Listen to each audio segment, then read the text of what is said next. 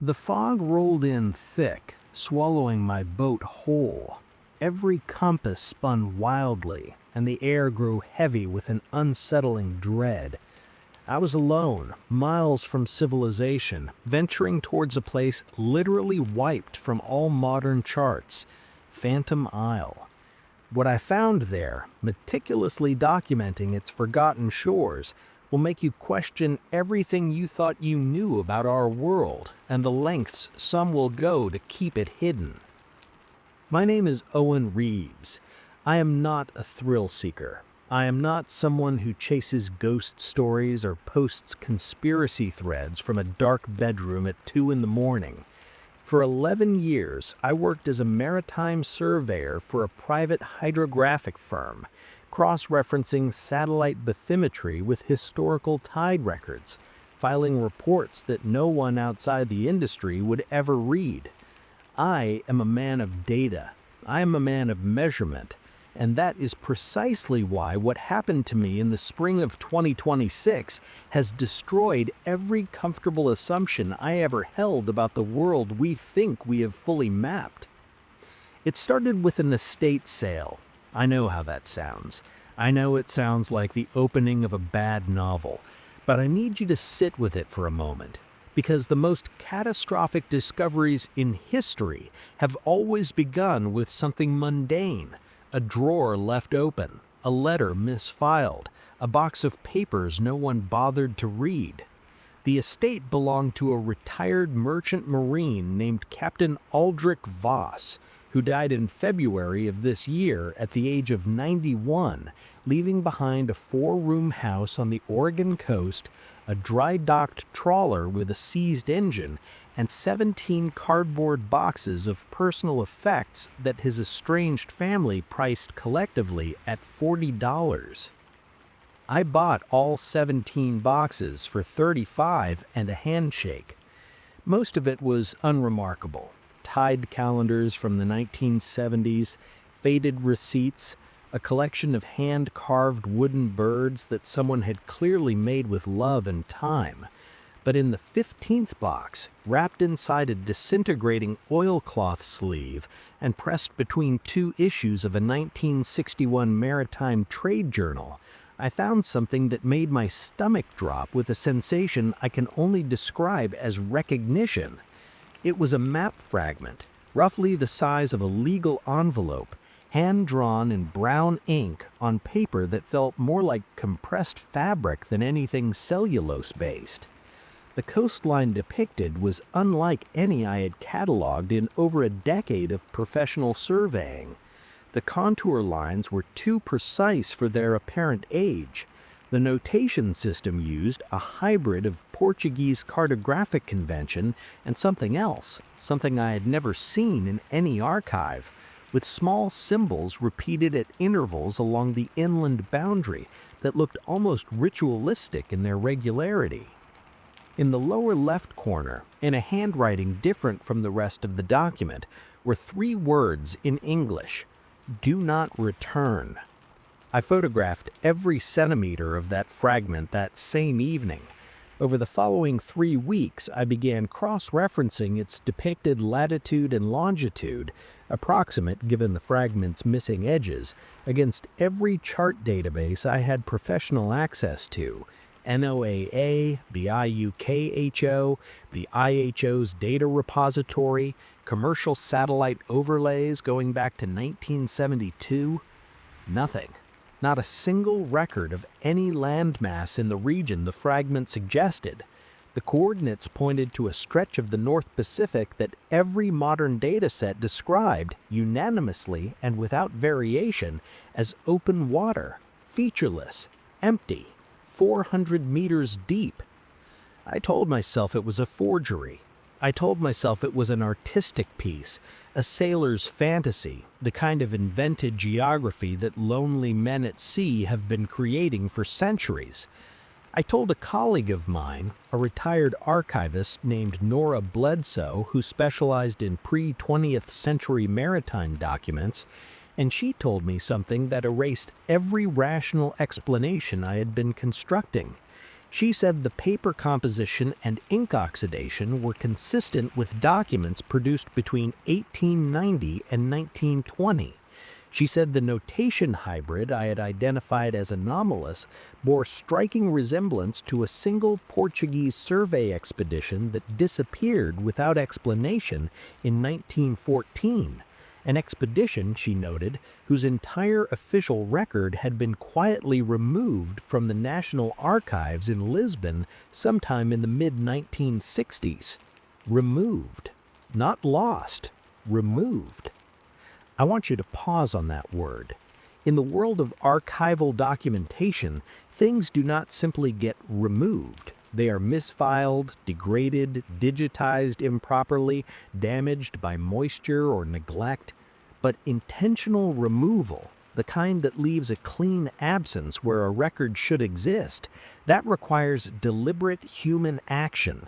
It requires someone deciding that something should not be known. I spent the next 2 months preparing. I will not tell you the precise coordinates I extrapolated from the fragment, not yet, not in this part of the story, because the coordinates alone are not the point. The point is what I found when I got there. But I will tell you about the preparation, because the preparation itself began to feel strange in ways I could not explain.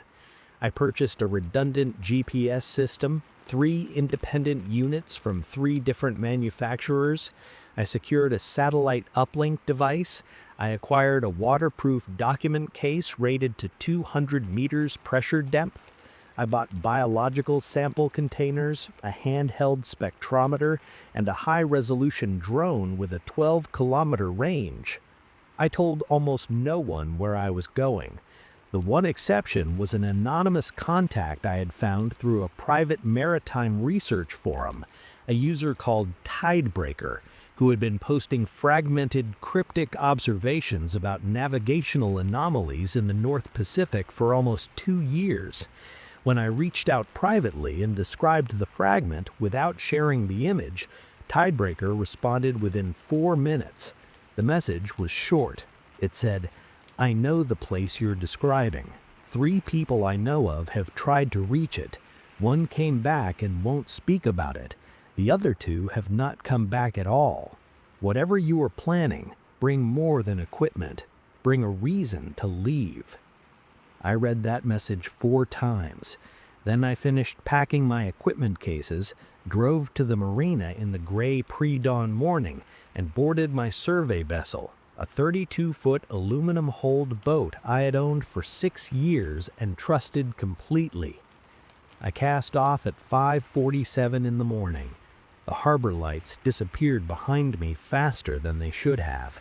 The sea was flat and dark, the sky a low ceiling of cloud with no visible stars.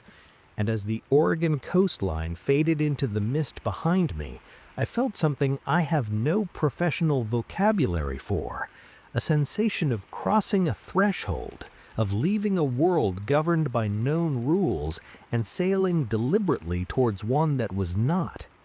I did not know then how accurate that feeling was. I did not know that within 72 hours I would be standing on ground that no living person was supposed to find, documenting things that powerful people had spent over a century making sure no one would ever see. And getting off that island alive would require something far more difficult than any equipment I had packed. It would require me to understand why it had been erased in the first place. The GPS anomaly began on the 2nd day. I want to be precise about this because precision is the only weapon I have against the part of your mind that is already looking for a rational explanation. I had 3 independent GPS units running simultaneously, a Garmin offshore navigator, a Trimble survey-grade receiver, and a basic handheld unit I used as a tertiary backup. Under normal conditions, all 3 would display positions agreeing to within 2 to 3 meters of each other.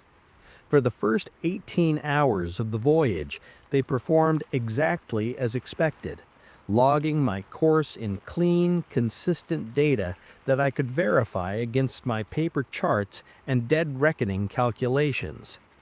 Then, at approximately 11:20 in the morning on day 2, all 3 units began to drift, not together, separately, each in a different direction, as if they were each receiving a subtly different signal from the same corrupted source. The Garmin placed me 40 nautical miles northwest of my calculated position. The Trimble, the most accurate of the 3, placed me 60 miles due west. The handheld placed me south of where I had departed from, as though I had been sailing in a slow circle for 18 hours without noticing. I checked my compass. It pointed roughly northeast, which was consistent with my heading. I checked the sun's position through a break in the cloud cover. It confirmed my compass. My instruments said I was nowhere. The physical world said I was exactly where I intended to be. I wrote in my log, GPS failure, suspected electromagnetic interference from an uncharted source. Continuing on dead reckoning. Visibility 4 nautical miles. Seas calm. Proceeding. I did not write what I was actually feeling, which was a cold, creeping unease that had nothing to do with professional inconvenience and everything to do with the fact that electromagnetic interference strong enough to corrupt 3 independent GPS systems simultaneously, systems operating on different frequencies, should not exist in the middle of the open ocean. There are no transmitters out here. There are no substations, no military installations, no concentrations of metallic ore large enough to cause this kind of distortion. There is nothing out here that should be capable of doing what my instruments were experiencing. Unless, of course, there was something I hadn't yet found. The fog arrived that afternoon. This was the fog I described at the beginning. Thick, fast-moving, the kind that doesn't drift so much as it assembles around you. And within 20 minutes of its arrival, my visibility had dropped to less than 100 meters. I reduced speed and deployed my depth sounder. The readout showed a consistent bottom depth of around 380 meters, deep water, consistent with the charts. I maintained my heading. The fog thickened. And then, without any change in depth reading, without any gradual shallowing that would have indicated an approach to land, the sounder registered 30 meters, then 15, then 7. I cut the engine. The silence that followed was unlike any silence I have experienced in over a decade of offshore work. At sea, there is always sound, wave motion against the hull, wind in the rigging, the distant drone of commercial traffic on the horizon. This silence was not the absence of those sounds. It was something more active than absence. It was the sensation of sound being held back, of a space from which noise had been deliberately excluded, and it pressed against my ears with a physical weight that made me instinctively lower my voice, even though I was alone. I dropped anchor. I waited. The fog began, slowly, incompletely, to thin. What emerged from it was not what my rational mind had been preparing for.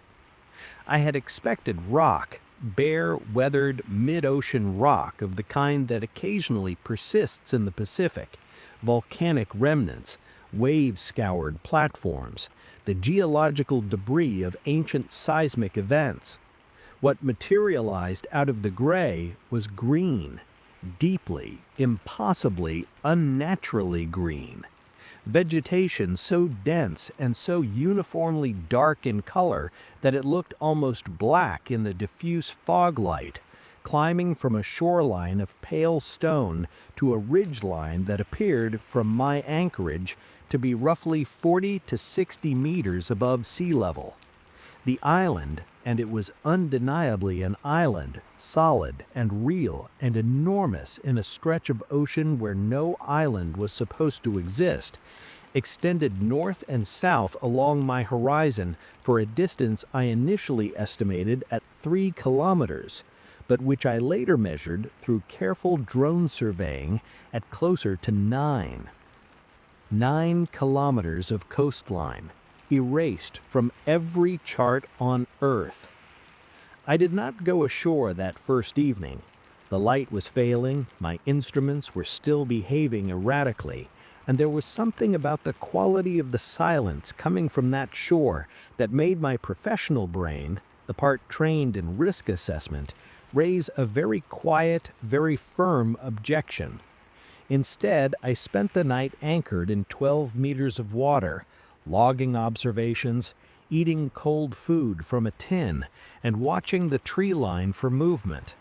I saw movement twice.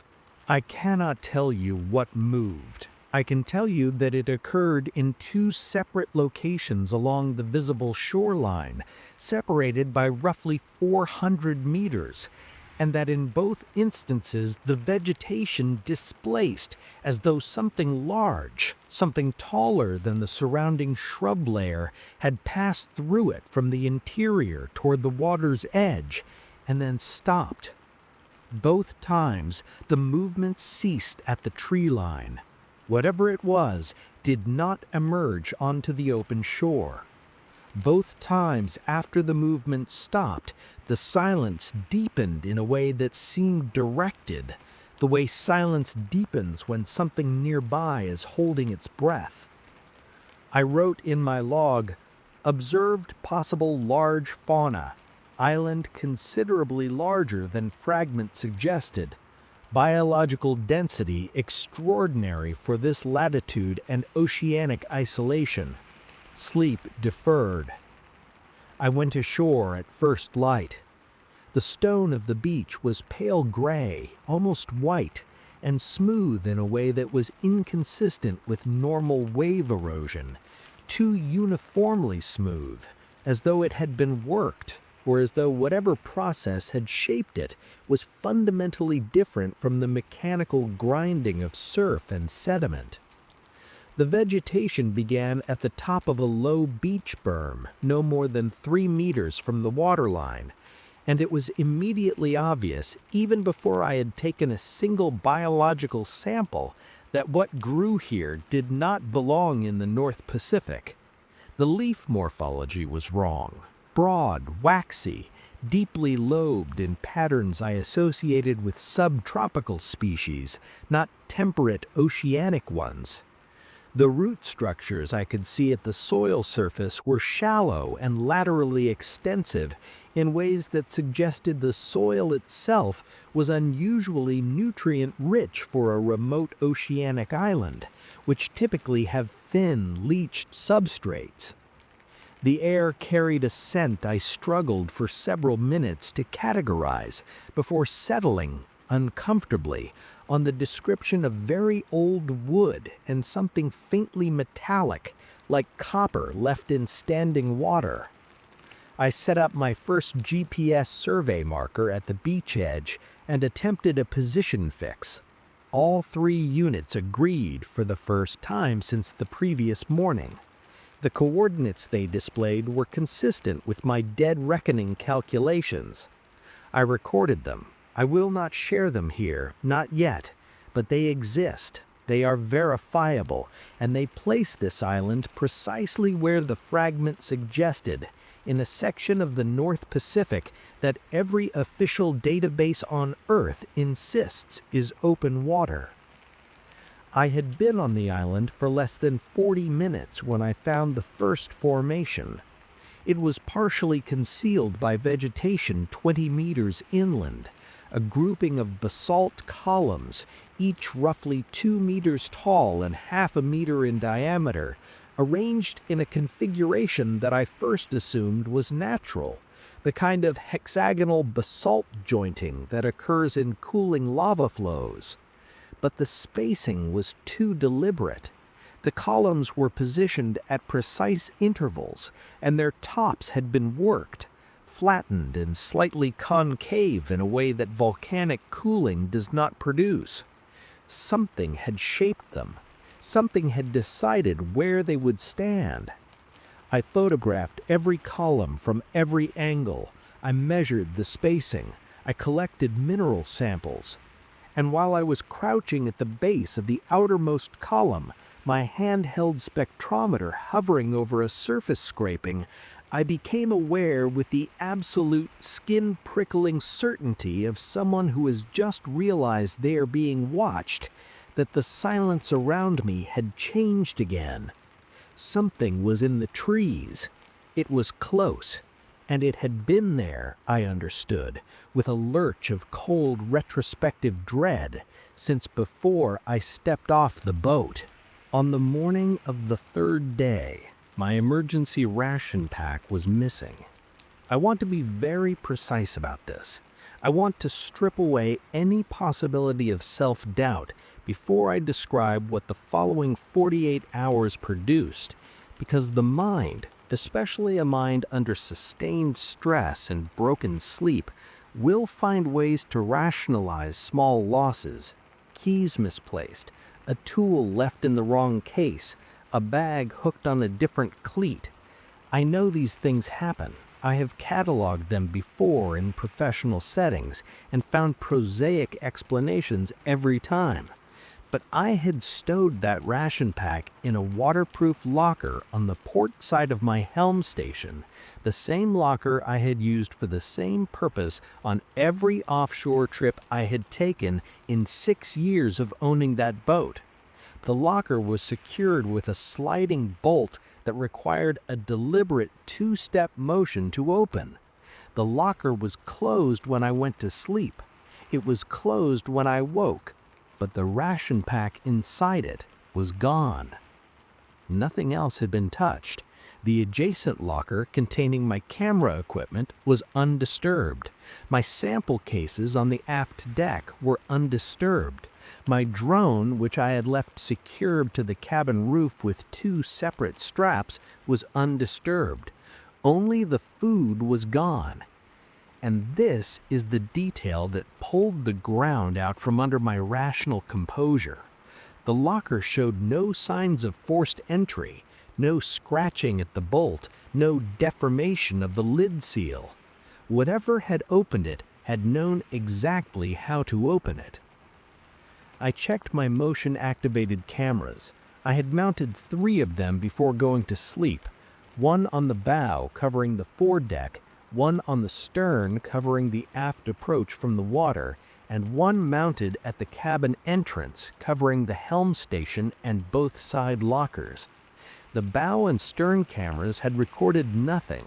The helm station camera had recorded 8 hours of undisturbed footage, and then, at 3:47 in the morning, a period of exactly 11 minutes during which the recording showed nothing but static, a smooth, even gray interference, before resuming normal footage of the empty deck at 3:58. 11 minutes of static, no explanation for the interference, no visible entry or exit before or after.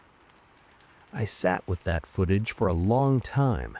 Then I ate a protein bar from my personal day bag, packed my survey equipment, and went back ashore, because the alternative was to leave, and I was not ready to leave, not yet. The structures I found that day were not columns.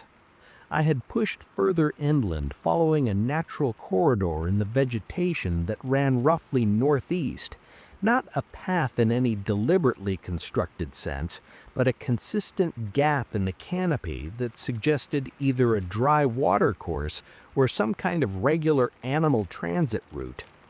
After approximately 600 meters, the corridor opened into a clearing of perhaps half a hectare, and what occupied that clearing stopped me at its edge with a physical jolt, the way you stop when you step unexpectedly off a curb in the dark. The ruins were low. Most of the standing walls reached only to my waist, but they extended across the entire clearing in a grid pattern of extraordinary regularity. The construction material was the same pale gray stone as the beach, but here it had been cut into precise rectangular blocks and fitted without visible mortar in a style that, in any documented ruin site, would have warranted immediate archaeological designation. The joints were tight enough that I could not slide a piece of paper between them. The corners were true. These were not the rough stacked walls of primitive habitation.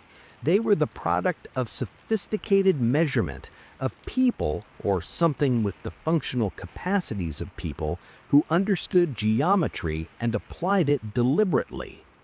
But here is what made the hair on my arms stand up and stay there for the rest of that day. The center of the clearing, rising from the geometric grid of low walls, was a structure that had not collapsed. It stood approximately 4 meters tall, rectangular in plan, with a flat roof of fitted stone slabs that had not shifted in what the lichen coverage and surface weathering suggested was centuries of exposure. Its single entrance faced east, and above that entrance, carved in the lintel stone in a script I did not recognize, which bore a haunting structural resemblance to the notation system on the original map fragment, was an inscription approximately 60 centimeters wide.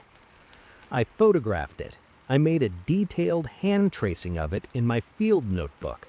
I have since shared it with 3 independent linguists and 2 specialists in undeciphered writing systems. None of them recognized the script with certainty. One of them, and I am not embellishing this, contacted me 3 days after I sent him the tracing and asked me, very quietly, where I had obtained it. When I told him it was from a field documentation, he said that the structural grammar of the inscription bore markers consistent with a proto-writing system that was theorized but never evidenced by a small group of pre-war scholars who believed it predated every known writing system on Earth by several thousand years. He said the theory had been largely dismissed as fringe scholarship. He said the dismissal happened abruptly in the mid-1960s, following the publication of a single counter-argument paper whose primary author, he mentioned almost in passing, died within a year of its publication. The mid-1960s, the same decade the Portuguese archive was cleared. I went inside the structure. The interior was a single room, approximately 6 by 8 meters, with stone benches along 3 walls and a central floor space that had been worn smooth by what must have been generations of foot traffic. On the 4th wall, the western interior wall, someone had made marks. Not inscription, not the formal script of the lintel. These were hurried, cut into the stone with something sharp and narrow, and they were relatively recent. The lichen had not grown into them. In some of them, the cut edges had not yet fully oxidized. Someone else had been here. Someone within the last decade, possibly within the last few years, had stood in this room and cut words into the wall with desperate urgency. The words were in English. They were 14 of them. I am going to tell you exactly what they said, because they changed everything that came after. They said, "They know you are here. They knew before you arrived. Leave before the 3rd night, or you will not leave." I read those words 4 times. Then I looked at my watch.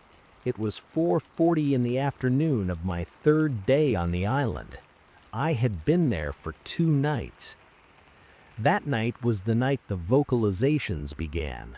Low, resonant, emanating from no fixed direction, cycling through frequencies that moved from below the threshold of hearing into a range that vibrated in the chest cavity and then back down again.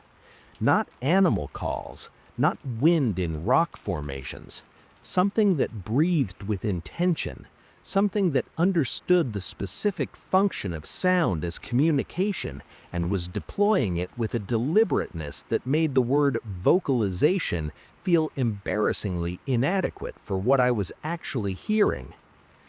I did not sleep. I sat in the locked cabin with every light off, watching the tree line through the porthole, and I pieced together from everything I had documented the shape of what this place was and why it had been so thoroughly removed from the world's memory. And what I understood in those dark hours, with those sounds cycling outside and the words on the wall burning in my mind, was far more frightening than any monster I could have imagined. By dawn of the fourth day, I had assembled the evidence into something coherent. I want to walk you through it carefully because the truth of Phantom Isle is not a single revelation. It is a sequence of interlocking facts, each one significant in isolation and devastating in combination. Begin with the map fragment. A Portuguese survey expedition in 1914, the Expedición Vos, named, as I discovered through a digitized private letter collection held by a university library in Porto, for its navigator, who was almost certainly an ancestor of the man from whose estate I had purchased the fragment, reached these coordinates and documented what they found. The expedition returned to Lisbon. Their records were filed. And then, within 18 months, the lead cartographer was dead of an unspecified illness. The navigator had resigned his commission and disappeared from official record, and the expedition's documentation had been reclassified into a restricted archive that was itself dissolved, fully dissolved, records and all, during a bureaucratic reorganization in 1965. Now consider the 1965 date. It appears too many times to be coincidence. The Portuguese archive cleared in the mid-1960s, the proto-writing scholarship suppressed by a single paper whose author died shortly after. And this is the piece that took me the longest to find and that I need you to understand fully. A classified American hydrographic survey conducted in 1963 under the auspices of a Cold War ocean floor mapping program. That survey's data was declassified in partial form in 2019. The released documents show the survey vessel passing directly through the coordinates of Phantom Isle. The depth readings recorded along that transect show, without explanation or annotation, a sudden transition from open water depths to a reading of 11 meters, the depth of a shallow coastal approach, lasting for approximately 4 nautical miles of the survey track, before returning to open water depths. That 11-meter reading was not flagged, it was not investigated. In the margin of the original chart, in pencil, in handwriting different from the rest of the document's annotations, someone had written 2 letters, N.I., no investigation. Someone on that survey vessel encountered evidence of an island and annotated it as requiring no investigation, and the data, rather than prompting a return survey, was filed, partially redacted, and left in a government archive for 56 years. But here is where it stops being a story about bureaucratic suppression and becomes something else entirely. The ruins I had documented were not simply old. The spectrometer readings I had taken from the stone surfaces gave mineral crystallization data suggesting the primary construction had occurred roughly 4,000 years before the present. 4,000 years, in the middle of the North Pacific, on an island that the ocean's own current and drift patterns should make extraordinarily difficult to reach without modern navigation technology. Someone had built structures using precision joinery and systematic geometry 38 centuries before the Portuguese arrived. The artifacts I found within the low-walled grid, ceramic fragments, a corroded metal implement of unidentifiable function, a disc of dark stone engraved on both faces with the same script as the lintel, were consistent with that timeline. What were they doing here? Why here specifically, in one of the most isolated stretches of ocean on the planet? The answer is in the geography. I had been mapping the island's interior since my first day ashore, and the data I had collected painted a picture that conventional geology cannot accommodate. The island's bedrock emits a measurable electromagnetic field, measurable, documented in my survey data, quantifiable, of a frequency and intensity that has no known natural explanation. The field is not uniform. It concentrates at specific points along a grid pattern that aligns with an accuracy that made my hands shake when I processed the data, with the positions of the basalt column formations and the ruins. Someone 4,000 years ago mapped this electromagnetic topology and built at its nodes.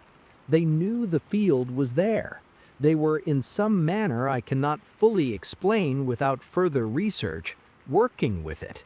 And I believe, and this is the part where I need you to follow me carefully, because it sounds extraordinary, but it is supported by every data point I collected, that the electromagnetic field is the reason the GPS systems fail here. It is the reason compasses spin. It is the reason the 1963 survey vessel's instruments registered anomalous depth readings. And it is the reason, this is the conclusion I cannot escape, that this island is genuinely, measurably, instrumentally difficult to detect using modern navigation technology. Not because it is hidden by human hands, because it hides itself, because something about this place actively resists being found. The people who built the ruins 4,000 years ago did not build here in spite of that quality. They built here because of it. And whoever has been suppressing its existence for the past century, the Portuguese bureaucrats, the American survey officers, the scholar whose convenient counterargument erased a generation of relevant research, did not create the concealment. They inherited it.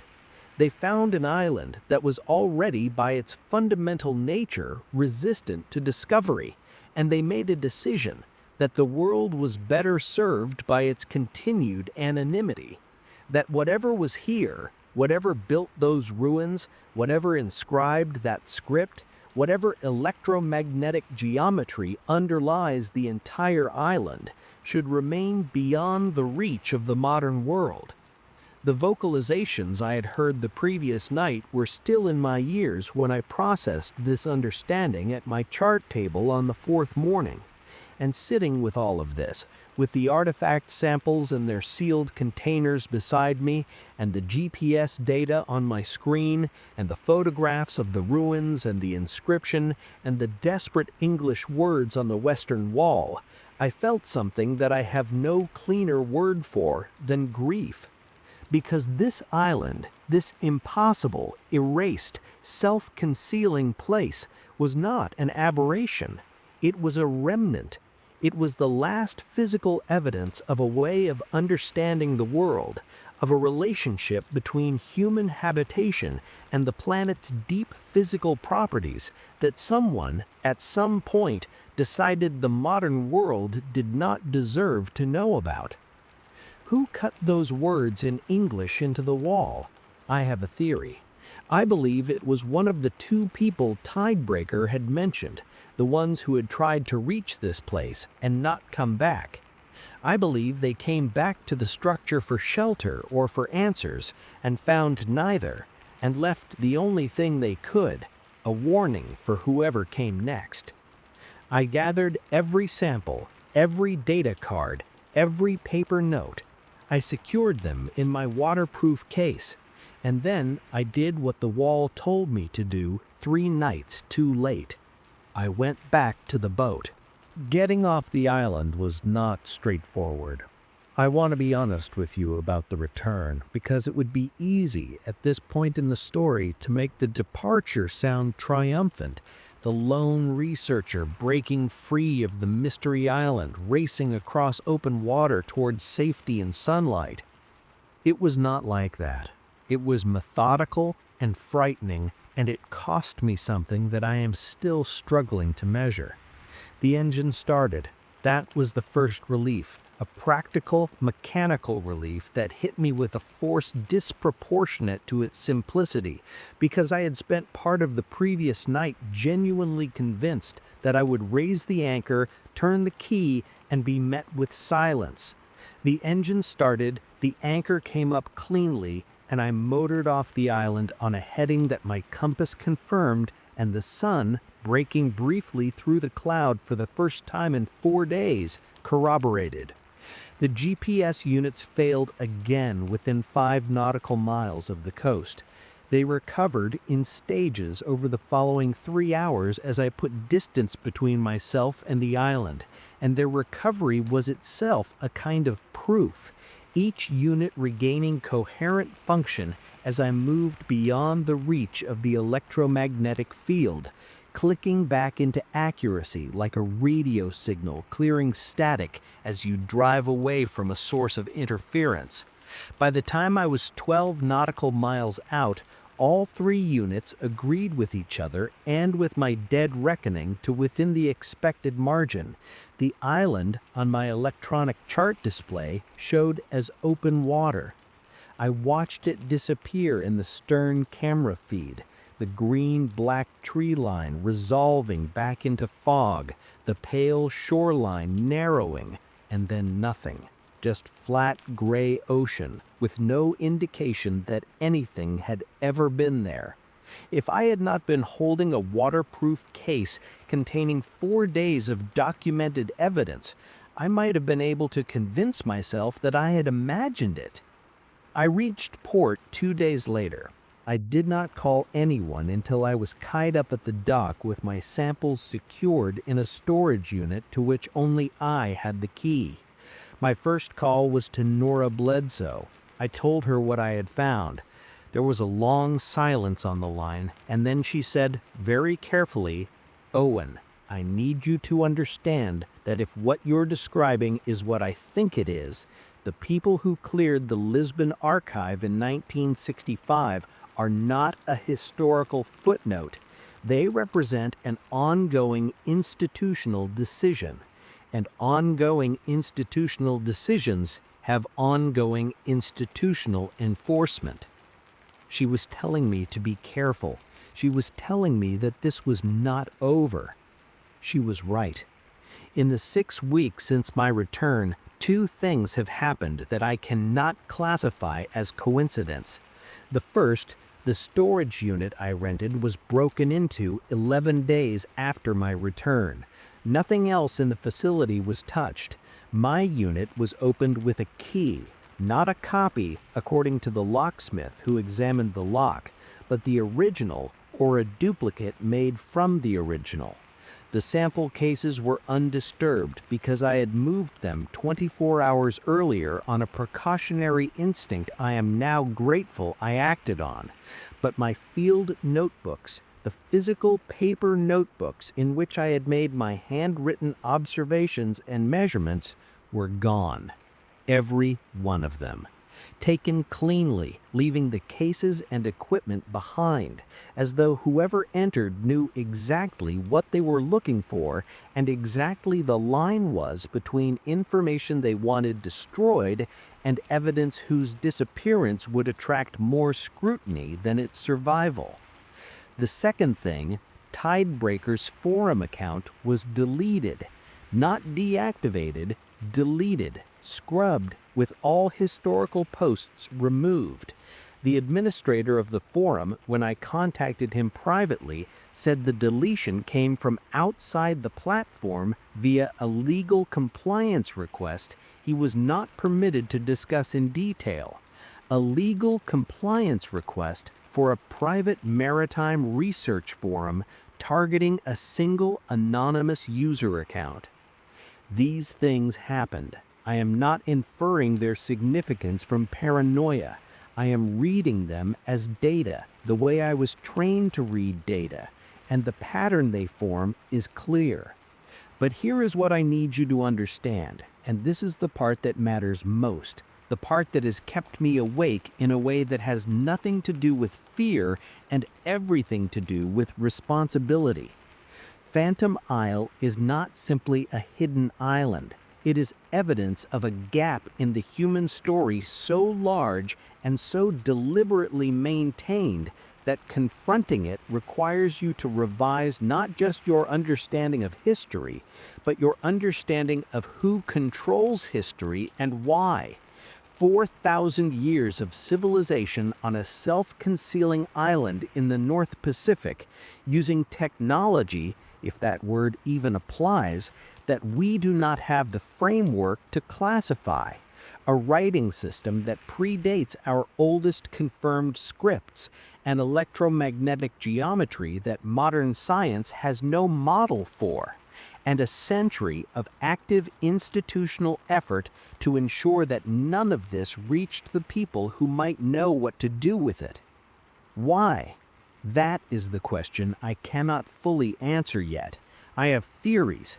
The most uncomfortable of them is this: that the people who have been suppressing this information are not doing so from malice or from the simple desire for power, but from a version of the same calculation made by whoever wrote "Do Not Return" on that original map fragment, that they believe, or that they know, based on information we do not have access to, that the world is not ready for what this island represents, that a gap between what we think we understand about human history and what this place proves was actually happening is too large to bridge without consequences they have decided are worse than the suppression itself. I do not accept that calculation. I do not accept that anyone has the right to make it on behalf of all of humanity. But I understand it in a way that I did not understand anything when I was a maritime surveyor filing tide reports that no one read. And that understanding is part of what the island took from me, the comfortable certainty that the official record, however incomplete, is at least an honest attempt at the truth. The sample cases are in a secure location known to 3 people I trust, with instructions for their disposition if anything happens to me. The GPS data, the photographs, the drone survey composites, and the artifact documentation are backed up in multiple formats in multiple locations. The inscription photographs have been distributed to linguists on 3 continents. This information will not disappear the way the notebooks disappeared. I am going back. I need you to know that. Not recklessly, not without preparation far exceeding what I brought this time, and not alone. I am in contact with people whose expertise covers the fields this investigation requires and who understand what they are agreeing to join. The wall inscription told me to leave before the 3rd night or I would not leave. I left on the 4th morning. I do not know what that means. I do not know what the vocalizations were, or what moved in the tree line on my first night at anchor, or what opened a locked locker with no sign of interference and took nothing but food. I do not know what the electromagnetic field is, or what the ancient builders were doing with it. But I have their artifacts. I have their coordinates. I have the data that proves the island exists in a stretch of ocean every chart on Earth insists is empty. And I have, carved in the stone wall of a 4,000-year-old structure by someone who went there before me and may not have made it home, 14 words of warning that suggest, that insist, that whatever is on that island knows we are coming long before we arrive. I am going back anyway. Because the other thing those 14 words tell me, the thing between the lines of the warning, the thing implicit in the fact that someone cared enough about a stranger they would never meet to cut those words into stone, is that someone else tried. That the human impulse to understand, to document, to refuse the official silence is older and stronger than whoever has been enforcing that silence for 100 years. We have always gone toward the thing we were told not to find. We have always believed that the truth, however frightening, is worth more than the comfort of the approved math.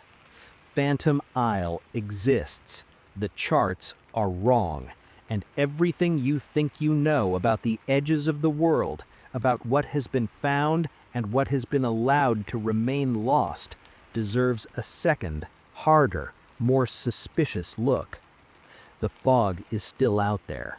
So is the island. And next time, I will be ready for what waits inside it.